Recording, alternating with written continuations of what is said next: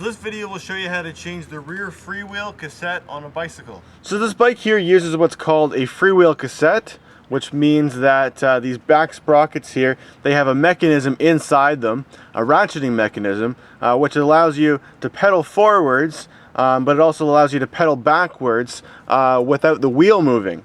So as you see right now, I'm turning the pedals, the cranks, and the sprockets are moving, but the wheel itself is able to stay stationary, and it's that mechanism which is what allows you to coast on the bike. So in other words, you're able to come down a hill with your feet, on the cranks, on the pedals, and keeping them stationary while both wheels are still able to turn freely. So this is what one looks like when it's removed from the bike, and as I mentioned, this is what's known as a freewheel cassette. So that means that the freewheel mechanism, which is the ratcheting mechanism in here, and the cassette are one single, solid item. So they're connected together, or they do make some versions where the freewheel is a separate piece from the actual chain rings or the cassette. So in this video I'm going to cover how to take one of these off of the bike and then how to put it back on again, but I'm only going to show how to do that with this kind of a system here, with the freewheel and the cassette as one solid piece. If you think your bike has the other kind, this video probably won't be helpful for you. So the reason that I'm showing you this tutorial today is because the freewheel cassette on this bike needs to be replaced. What's gone wrong with it is the ratcheting mechanism. So as I mentioned, when you backpedal on the bike, the freewheel is what allows you to backpedal and move freely. So it's got these little arms inside there which go tick, tick, tick, tick, tick. And that's what that sound is when you're freewheeling. But on this one, something's gone wrong in there, and those things no longer tick and they no longer operate. So when if I pedal forwards or backwards, it freewheels in both directions. In other words, I'm not able to use this bike right now because this cassette's no good. So I've got a brand new one right here which I'm going to use to replace it, but first we're going to take the old one off. So the first step here is to flip the bike over and take the back wheel off. First we'll disconnect the brakes, and to take the wheel off this bike I need a 15mm socket.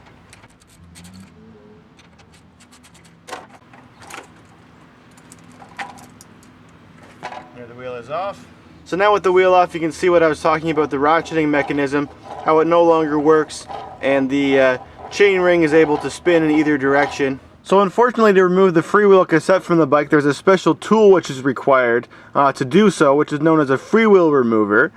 And it's a very specialized tool. It's the only thing you'd ever use it for. And unfortunately, with the different manufacturers of freewheels, they haven't really standardized this tool. They have different tools for different kinds of freewheels.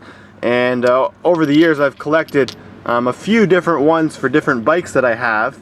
And unfortunately, if you're going to be doing this job on more than one bike, you're going to have to, own a collection of these. So if you want to know what kind of freewheel you have and what kind of tool you need to get to take the freewheel off, you need to just look inside of your freewheel. Usually it just says on the inside what kind it is. So this one is a Falcon. The company that makes it's called Falcon, and they use a tool which is made by Park Tool. Park Tool pretty much makes every different kind of freewheel tool that you'll ever need. This one's called an FR7, and FR stands for freewheel remover, and this is the 7th one. So they have a whole bunch of different ones that you might need to get. So make sure you get the right one. So the kind of freewheel that I'm replacing it with is made by a company called Sun Race, and the kind of freewheel remover that those use is the Park Tool FR1, which is also the kind of freewheel tool that's used on most Shimano freewheels.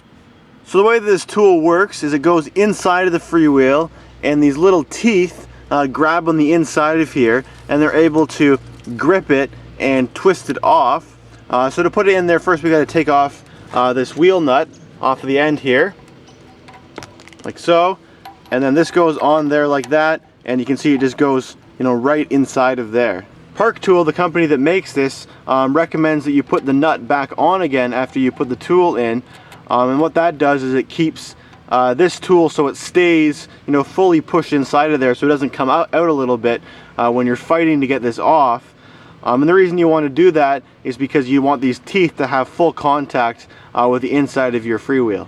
However, you don't want to tighten this all the way on. You want to make sure you still leave a gap between the edge of the nut and this, so that when you start taking it off, it's able to actually come out. So now what you want to do next is get your wheel and push it up against something solid, like the wall here. And then you have to get a wrench, which will grip onto the Freewheel tool. And then you need to rotate it so that it's going counterclockwise. So using the right hand rule, there's a right-handed thread in there. So you want to rotate it in this direction so it will come in the off direction. And you can use, if you have an adjustable wrench like this, which will fit on there, that will work. Although I have had bad experience with adjustable wrenches on these. I find that they strip them. But even better is if you have a combination wrench with a box end like that, which will fit right onto there, like so. The Park Tool ones use a 1-inch wrench, like this one here. And so that'll just fit right onto there, like so. And then we just rotate in the counterclockwise direction to take it off. So the best way to do this is so that you can work so you're pushing down on the wrench. So you're using gravity to help you out. So the wrench is sticking out like this and I'm pushing down and the wheel's pushing up against the wall. And just push down, and that one was actually pretty easy to get off, to get it started. Sometimes it'll be, really hard work and you'll need to, put your foot on the wrench to push on it, put all your weight on it. Because these things do get really, really tightened on if they've been on your bike for quite a while. Using the wrenches I just demonstrated is a good way for taking these off. However, if you have access to one of these, a vise that's in your shop, attached to a table or something, then you can just put the Freewheel tool so that it's inside of the vise, and then make sure you get it, nice and tight on there like that, and then just rotate again in the same direction you want it to go. So you want your wheel to come off using the right hand rule. So we're rotating counterclockwise. So when I pull it like this, I'm able to get it off just like that. So then after you've got it started, then it's really easy to take off. Then you just take your wheel nut off here on the end.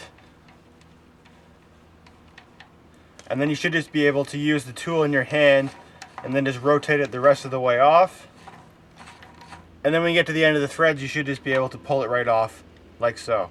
So as you can see, these threads here on the inside of the Freewheel are what thread onto here. And what you were doing by putting the Freewheel tool in was you were gripping the inside of here, which are connected to the threads, so you can rotate it off. As I mentioned earlier in the video, I don't personally recommend using one of these adjustable wrenches for going onto your Freewheel tool like that for taking it off. The reason is because an adjustable wrench, it's only able to really grip the tool from two sides. So from 2 of the 6 sides of this, and sometimes when you're taking your Freewheel off, there's a lot of force which is required, and it can pretty much wreck your tool if you're putting all the force into this tool. This here is the first FR7 that I had, which I used to use for taking off my Falcon Freewheel, and I had to replace it because it got so deformed from using the adjustable wrench on it. One time my Freewheel was really tight on there, and I had to put an awful lot of force to get it off. And eventually this tool just became so stripped and rounded that my wrench no longer worked on it anymore, so I had to replace it. And this new one I've now used several times, but when I use it, I now use my combination wrench with the box end on it, so it goes inside of there, and it fits in there perfectly, and it's now gripped on all 6 of the corners there. And as you can see, this tool is still pretty much brand new. It hasn't been deformed at all. So this old Freewheel here is pretty much scrapped now. Once they're broken, they're not really something you can really fix. You can take them apart, but they're very difficult to reassemble again. I did take an old one of these apart once, which I still have, which I'll show you. So this is an old one that I took apart quite a while ago. And so the way it works is this back part here comes off, and inside there's these little levers which have a little spring-loaded part which pop out, and there's 2 of them. And then this part, when it goes inside of there, you can see around the outside here, there's all these little notches inside of there, and those levers catch on those notches. So when I put it inside of there and rotate, you can hear as I turn it in this direction, you can hear all those little clicks. So that's each one of those little levers lifting up for each one of the notches. And then if I try and twist in the other direction, it doesn't want to rotate because those levers are catching on those notches. The reason it's really difficult to reassemble one of these is because these things use really little tiny ball bearings which go around this little edge here, and there's another set of them which go around this little edge here on the inside. And I think each one of those rings uses about 25 ball bearings, so there's about 50 of these little tiny ball bearings in total which go in there, and it's very difficult to get them all to stay in that lip while you're reassembling it, unless you have, you know, some special piece of equipment that they really only have in the factory. So since it's something that can't be fixed, this is what I'm replacing it with. So this is something I picked up from Mountain Equipment Co-op for $15. It's another 7-speed cassette, and it should do the job that I need it to do. So while I have the cassette off, I'm just going to clean up a little bit inside of here and make sure it's nice and clean before I put the new cassette on. So reinstalling one of these is much easier than taking one off. All you've got to do is just put it on there and then screw things on using the right hand rule, rotating it clockwise. It'll go right on. You don't need any special tool to do it. You can just get it on there with your fingers, like so, and then it'll start to get near the end of the threads and start to get tight. And if you wanted to, you could put your Freewheel tool on there again and then put the wrench on and snug it up, although it's really not required because you'll see once you put this on the bike, then your chain goes on there, and then as you start to pedal, it will automatically tighten this. It'll kind of feel like your chain's kind of slipping or something, but what it's really doing is just threading that on there. And the reason that this thing gets so tight once it's been on there for a long time is because as you're pedaling, you're always constantly, you know, pushing this Freewheel further and further, you know, onto the threads and tightening those threads tighter and tighter and tighter. That's what makes it so hard to take off if it's been on there for a long time. So now that you've got your Freewheel back installed again, all you've got to do is just put your wheel nut back on, and then the wheel goes back on the bike the same way it came off.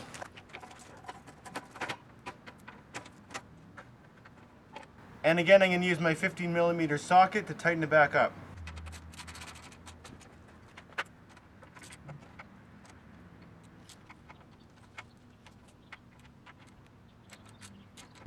So as you can see, I now have the new Freewheel cassette installed on the bike, and it's, you know, looking nice and shiny there. One thing you'll probably notice, whether it's a brand new Freewheel cassette that you put on there, or it's just an existing one, or, you know, kind of one you had laying around left over from another bike, you're probably going to notice that your chain is going to skip a little bit on those back chain rings, and that's really not something you can really avoid too much. The reason is because your chain and your cassette kind of wear at the same rate. Kind of each one of these teeth kind of gets dug out a little bit every time it goes around, and the teeth also dig a little bit out of your chain each time too, so they kind of wear at the same rate. So if you have a brand new cassette and a chain that you've been using for quite a while, they're probably not going to you know, be compatible anymore. So unfortunately, if you replace this, you'll need to probably replace your chain as well. So to find out if you're in this situation or not, all you've got to do is just take your bike around for a little test ride, and you'll pretty much see right away if it's skipping or not. I've already taken mine for a little test ride, and I can already see that this chain is skipping a little bit. So the next video I'm going to make is showing how to replace this chain with a brand new one. So this concludes my video showing how to replace a Freewheel cassette on a bicycle. I hope you found it helpful. Let me know if you have any questions, and thanks for watching.